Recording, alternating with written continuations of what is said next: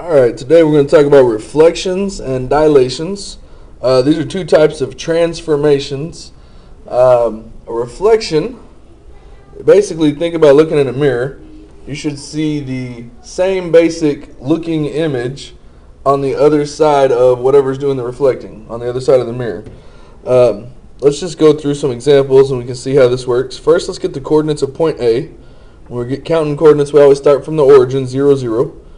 I'm going to go left 1, 2, 3, so x is negative 3. And I'm going to go up 1, 2, 3, 4. So the y value is a positive 4. So there's the value of A. Let's get the coordinates of B. So from the origin, 1, 2, 3, 4. X is 4. Up 2. Y is 2.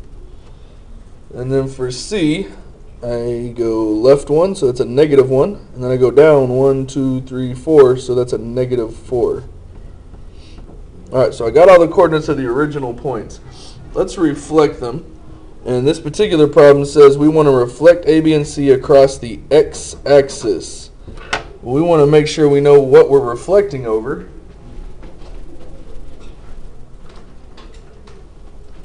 Alright, well the x-axis is this line right here. So that's what we're reflecting across. Now think about when you look in a mirror, if something's really close to the mirror, the image inside the mirror looks like it's also really close to the mirror. If something is really far away from the mirror, then the image in the mirror looks like it's really far away into the mirror also. However far away a point is from the line of reflection, its image is going to be the same distance to the other side of that line.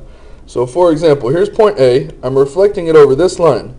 It is 1, 2, 3, 4 units away. So its image will be exactly 4 units away to the opposite side. So I keep counting in that same straight line. 1, 2, 3, 4. So here is where A prime will be. It's the image of point A. So the coordinates of that point, 1, 2, 3, that's a negative 3. Down 1, 2, 3, 4, that's a negative 4. Negative 3, negative 4 is where we have A prime. And we write the name like this because we want to keep the same letter so we can show where it originated from, where it came from. But we have to have different names for the 2 points. They're 2 separate points. So we put this little apostrophe looking thing on it and we call that A prime.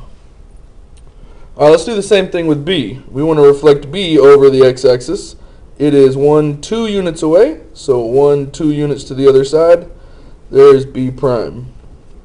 And that is at the coordinates 1, 2, 3, 4, negative 2. Went down 2, that's in the negative direction for Y. Alright, same process for C. C is 1, 2, 3, 4 units away from the line. So 1, 2, 3, 4 units to the other side is where we will find its image, C prime. So that is at the point negative 1, 1, 2, 3, 4. Negative 1, 4.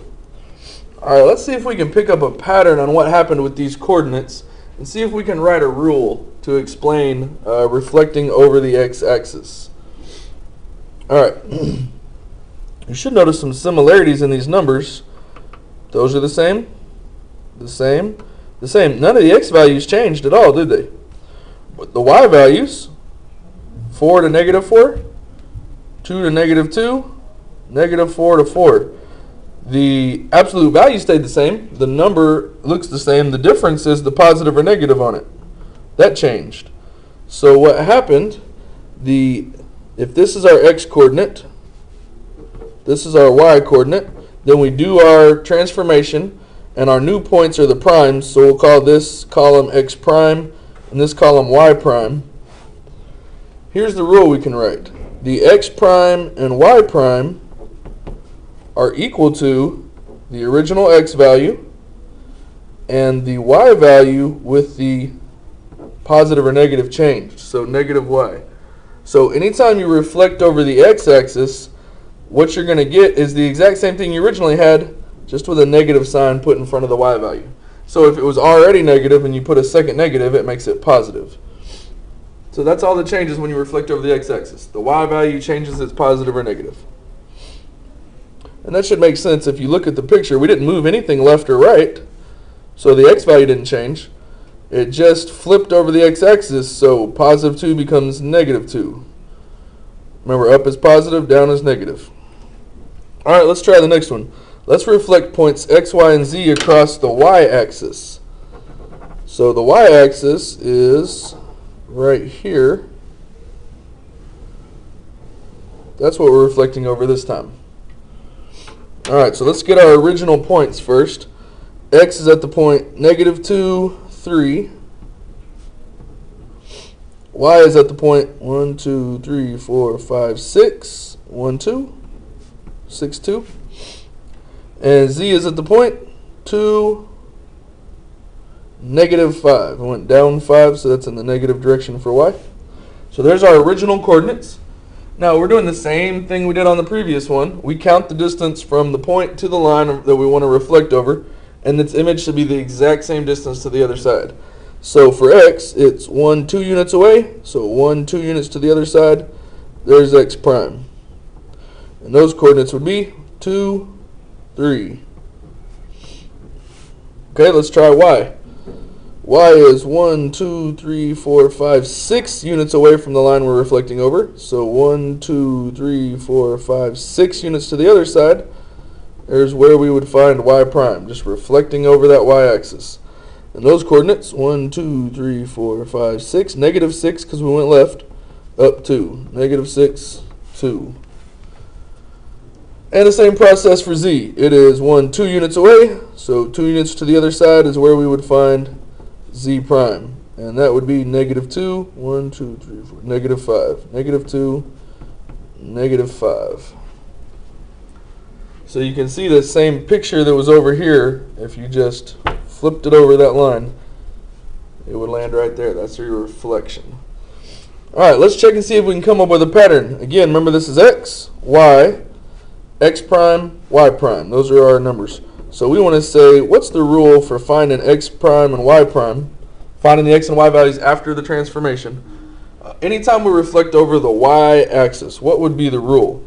Well, this time you should notice that the y values stayed the same. And the x values, again, have the same absolute value, but they changed positive or negative. You got a positive 2 and a negative 2. 6 and negative 6. Positive 2, negative 2. So this time it's the x value that changed positive or negative, and the y value stayed the same. So there's our rule anytime we reflect over the y-axis. And we're going to do one more. We're just doing basic reflections today, so you can reflect over a ton of different things. We're just going to focus on x-axis, y-axis, and the line y equals x. And the line y is equal to x has already been graphed on here for you. It's right here. If the x and y values are equal to each other, then anytime x is 1, y is 1. Anytime x is 3, y is 3, because they're always the same. So it creates this line when x and y are equal to each other. We want to reflect over that line. Alright, let's start by writing down the coordinates. For r, starting from the origin, 1, 2, 3, 4. I went left 4, that's negative 4. 1, 2, 3, 4, 5, 6. Negative 4, 6. S is at the point negative 1, 2. And t is at the point negative 6, negative 1. Alright, let's try reflecting over the line y is equal to x.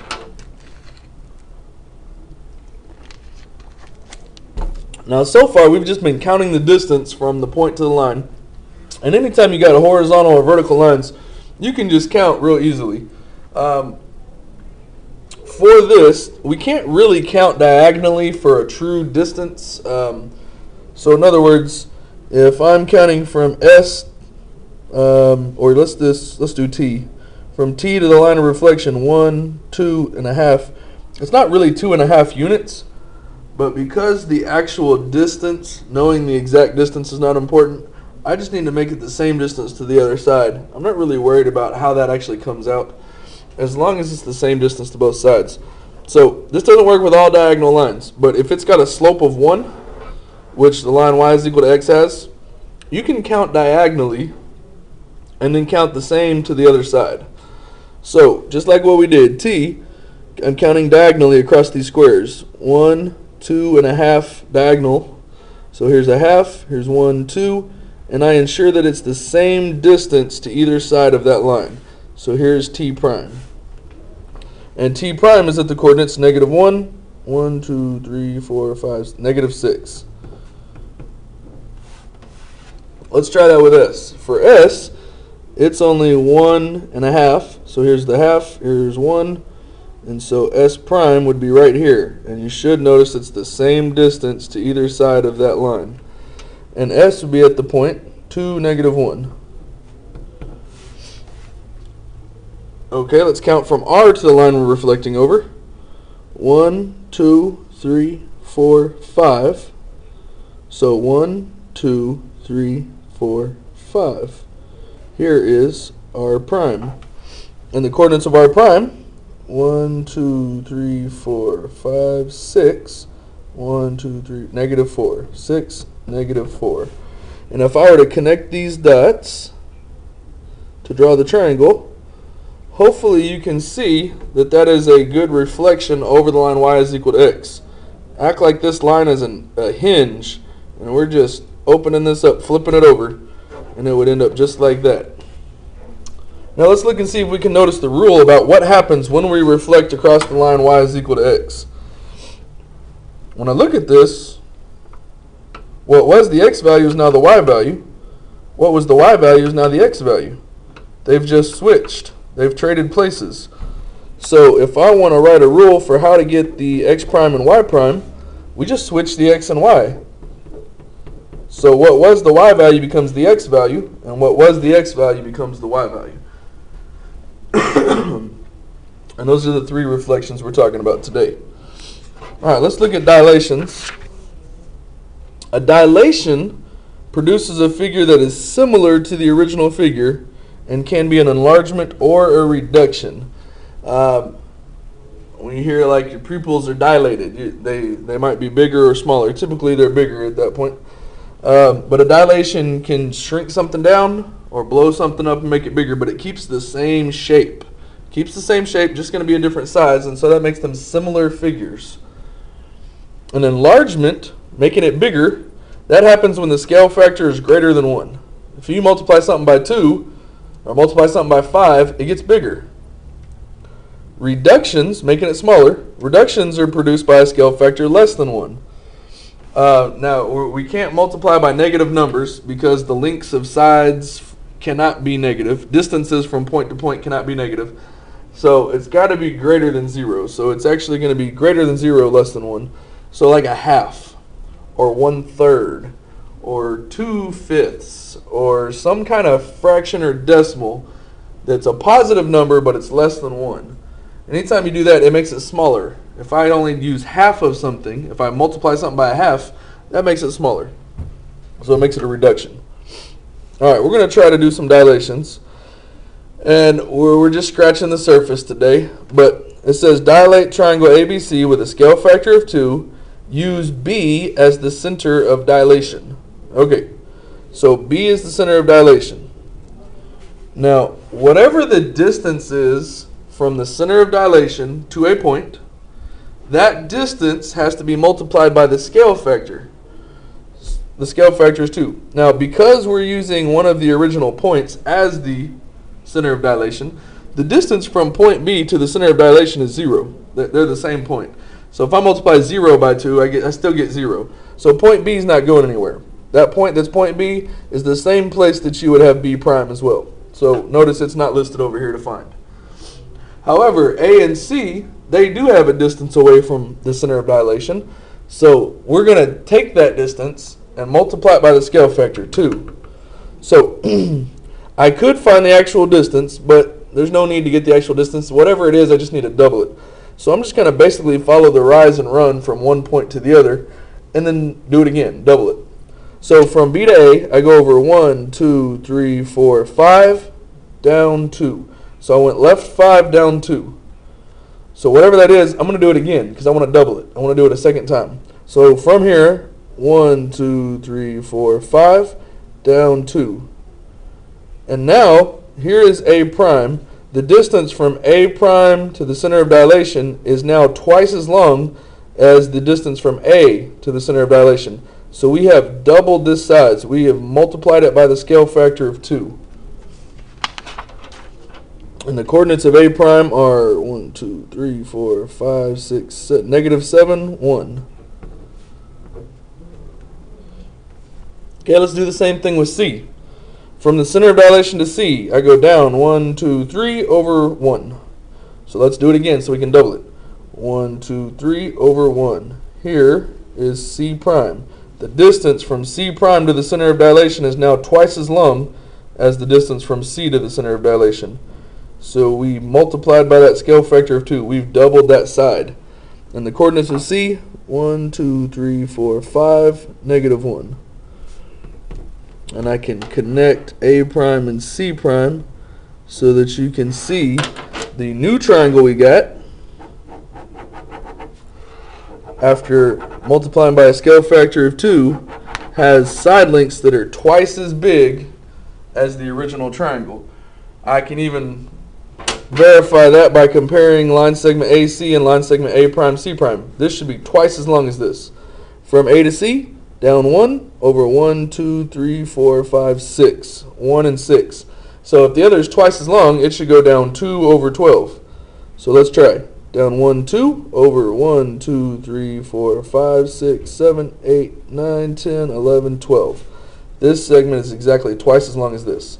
So on triangle A prime, B prime, C prime, all the sides are double the length of the original triangle. So we perform that dilation with a scale factor of 2. That's an enlargement. We made it bigger. All right, one more. We're going to do a reduction. And I know this one is a reduction because it says the scale factor is 1/2. We're going to dilate using a scale factor of 1/2. And remember, anytime you dilate using a scale factor less than 1, you're going to get a reduction. And this time we're going to use X as the center of dilation. So X is going to stay right where it is. So X and X prime are at the same point. Again, it's got to, because it is the center of dilation, the distance from X to the center of dilation is 0. You double that or multiply it by 1/2 in this case, I'm sorry. You're still going to get 0. Anything times 0 is 0. All right. We want to multiply by a scale factor of 1/2. So for Y, I want to get the distance from the center of dilation to Y, and I want to do only half of that. So from the center of dilation to Y, 1, 2, 3, 4, 1, 2, 3, 4, 5, 6. Left 4, down 6. I want to multiply those by half. So instead of left 4 and down 6, I'm going left 2, down 3. 1, 2, 1, 2, 3. Here is where Y prime is. Now the distance from Y prime to the center of dilation should be exactly half the distance from Y to the center of dilation. And the coordinates of Y prime, 1, 2, 3, 4, 1, 2, 3. Okay, let's do the same thing with Z.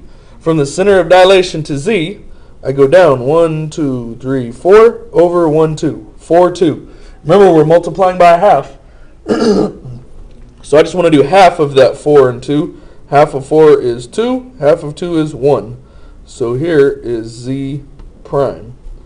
At the coordinates, 1, 2, 3, 4, 5, 6, 7. 1, 2, 3, 4. And line segment, or the distance from Z prime to the center of dilation, should be exactly half the distance from Z to the center of dilation.